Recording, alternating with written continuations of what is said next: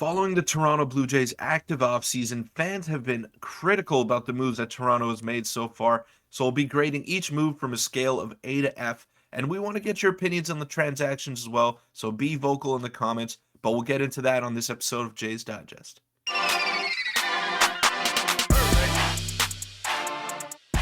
What's up, Jays fans? I'm your host, Peter Vryonis, alongside host Nick Gosse. I want to wish you all Merry Christmas, Happy Holidays, and we want to thank you all for the support that we've been getting, and we want to thank you for helping us hit our 5K goal. It was unbelievable, and we just cannot be more thankful for all of you. Yeah, it's been unbelievable. The live stream was great. And hope you guys had a great Christmas, or holidays, whatever you celebrate. And we're looking forward to the new year. Going to continue to post daily content, so hit the subscribe button if you're looking forward to that. And this is going to be a fun one. We're going to be ranking each move, like Peter said, in a scale from A to F. And we did them together, so there's going to be one ranking collectively. So we agreed on these letters. And let's just get right into the first move of the offseason, which was Teoscar Hernandez for Swanson and Macko. We gave Toronto a B+, and the Mariners in A-. Now, Peter, obviously this was the first big move to fall, first domino. Everyone was a bit excited. So the Mariners, they came out a bit better here simply because they gave up less from their side. We obviously got an elite reliever in Swanson and a great prospect in Macko. But what are your overall thoughts on this trade? And I have a screenshot to show you guys as well. Well, I think Teoscar Hernandez is going to have a bounce-back season with the Seattle Mariners. Obviously, we didn't see them much last year. Seattle owned us the entire 2022 season, and their lineup looked amazing. But it wasn't. It wasn't one of the better lineups in all of baseball all year long. Teoscar Hernandez, he'll go there and he'll make them one of the better lineups, if not in the American League, all the major leagues. So with the shift being gone, he's got to cover a little bit more ground out there in right field, but he's got a generational talent right next to him in Julio Rodriguez who will take some of that pressure off. So I think they're winning this deal in the short term, but the Blue Jays win it in the long term, because he could be gone. He could be gone after this season, and we're getting back a pretty good reliever in Erik Swanson. We needed a strikeout guy, and look at that baseball savant right there. I mean, the guy checks all the boxes. He doesn't throw the hardest, 94, 95, but that'll still play out of the bullpen.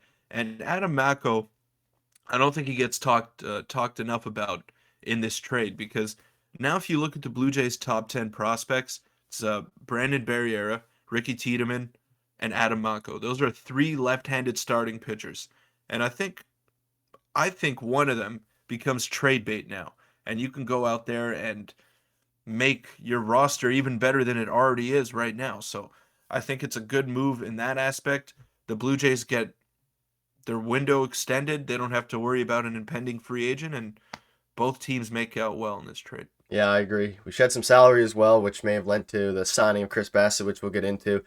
And yeah, that's a great point about Macko. He's looking to be very, very good, starting to get some more traction. And I showed you Swanson Savant, unbelievable.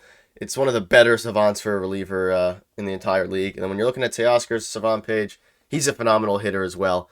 And obviously his defense is where he falls short. So overall, great deal for both teams, and I think we can both be happy with it. Obviously, a lot of fans were a bit upset with the return, but now, we got an elite reliever, a good prospect, and Chris Bassitt with as well. So let's get into the second move, which is signing Kevin Kiermaier. A bit of a hard one to grade. We gave it a B.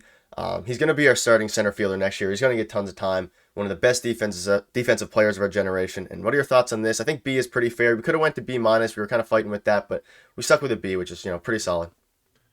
Yeah, we didn't give anyone up, so I think B is fair, and it's never a bad thing when you're adding the best defender of the generation to center field, and in turn, you're making your star player, George Springer, healthier by moving him to right field. So I think it's a good move.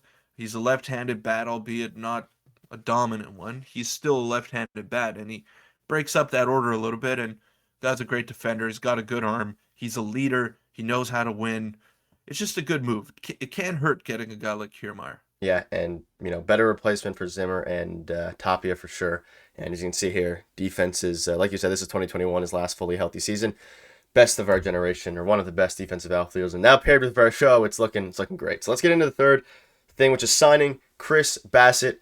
You cannot be upset if you're a Jays fan. It was an A-. We probably could have put it AA+, depending, what your thoughts are on that. But overall, very solid signing, solid money.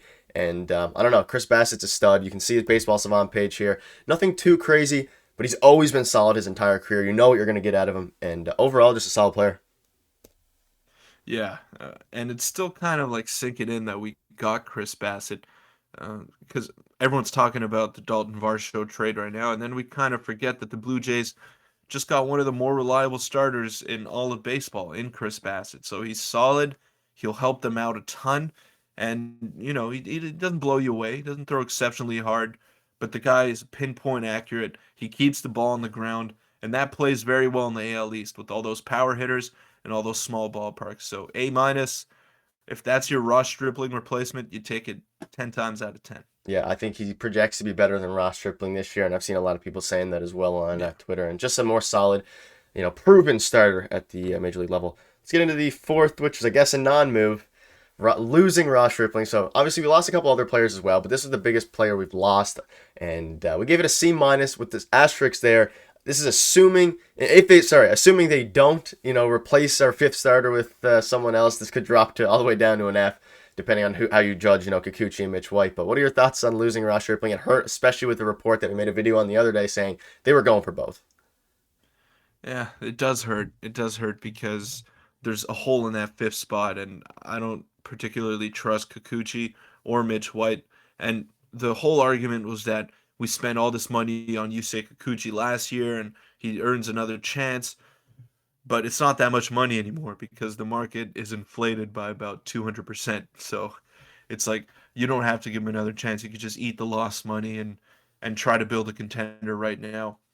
But one thing I will stress to Jays fans is that you only need four starters once you get to the playoffs. And I think this team right now that the Blue Jays have is much worse than the team that they started the playoffs with last year. So Much worse? I don't think making the better, better, Better. better. There Sorry, you yeah. go. So this team is better than the team that we had last year. Definitely. Sorry about that. And I don't think making the playoffs is going to be a problem for this team. And once you do get into the playoffs, you need four starters, and I can't think of a better four-man tandem than what the Blue Jays are offering right now, and especially if Jose Barrios has a bounce-back season, which we definitely think he will. Yeah, and like Jose Barrios is a huge piece of this puzzle. We obviously have him for 6 more years, and he's been solid. Not an ace, but he's been a great All Star player his whole career, or borderline All Star most of the year. So he's gonna be a big one. But yeah, it's a good point. And trade deadline as well. There's still that where we can acquire It's a true. fifth starter depending how we're doing. But I like that move. And now let's get into the biggest move of the offseason. Moreno and Gurriel. For our show, we gave both teams an A here. Obviously, we've made a few videos on this. We had a live stream on this. I think both teams come out pretty good here, and I think most reporters and fans are starting to hopefully come to the agreement that I think it's just a win-win for both teams. Yeah, I think in 10 years from now, Gabriel Moreno is going to be a much better player than Dalton Varsho. There's no arguing that. He's I don't know if he's generational, but the guy has a cannon for an arm. He's got great bat to ball skills. He's extremely athletic for a catcher. Just a great all around player who has tremendous potential.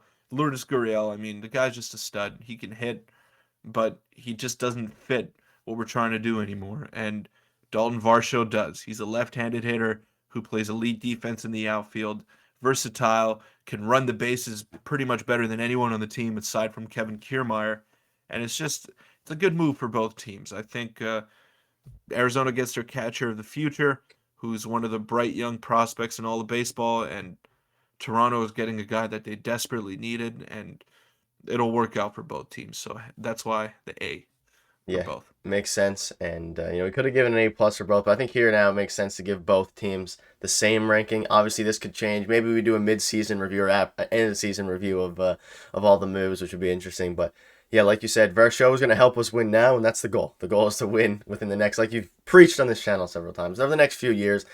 And with Varsho, he's going to help us do that, and I'm super excited to have him. It's still like kind of unbelievable to me that we made that trade. That is such a Yeah. huge trade. It's going to be a bit sad to see, Lourdes Gurriel Jr. I know his number got unveiled the other day for the Diamondbacks there. Seeing him in a Diamondback jersey will be weird, and I don't expect him to be there much longer after this season or next season. But I don't know. Moreno's going to be a stud though as well, but it's going to be interesting. Yeah. It is tough to see, and of course we're not very familiar with Dalton Varsho either because he's played in the NL West, and I mean, let's be honest. No Jays fan is really watching Diamondbacks games Not too much. unless you're a scout for the Toronto Blue Jays. So, we must not be very familiar with him, but I'm sure once the season rolls around, Jays fans are going to be very, very happy with that acquisition, and they won't forget all about the players that we gave up because they're fan favorites. They're going to be very good players in their own rights, but hey, man, you're in the business of winning, and you got to do whatever it takes to win. So, Yeah, they've made Ross Atkins and Marshall Power have made some tough decisions this offseason, but overall, based on what we know so far, it's been a very, very solid offseason, and I'm sure there's a couple more moves to come, and maybe we'll grade those individually as a section of another video, but we wanted to do this now. Let us know what your guys' thoughts are on all the moves and this type of video, if you like this, or if you want us to do some other types. We'll be doing more prospect reviews as well soon. Thank you guys for watching on the road to 6K subscribers, and we'll see you guys tomorrow. thanks.